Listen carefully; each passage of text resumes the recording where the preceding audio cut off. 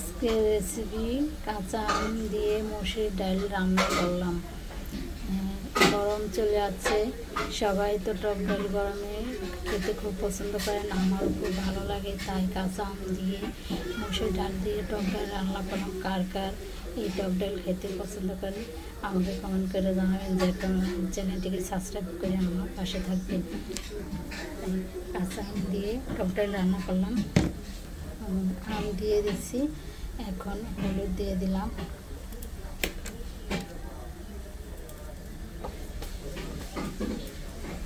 দিয়ে দিলাম তেজপাতা, শুকনো লঙ্কা, এখন দিয়ে দিব পুরনে সরষা। টক ডালে সম্বার দেয় সরষা দিয়ে দিলাম।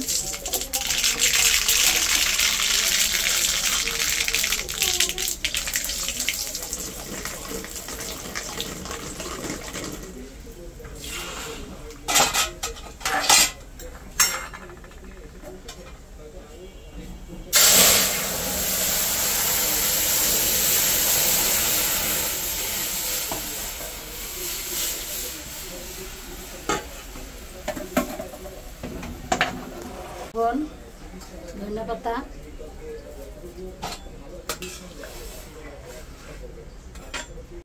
বন্ধুরা টক ডাল রান্না করা শেষ। ডালের কালারটা কেমন হলো অবশ্যই কমেন্ট করে জানাবে। এখানে শেষ। ভালো লাগলে অবশ্যই লাইক কমেন্ট শেয়ার করে আমার পাশে থাকবে।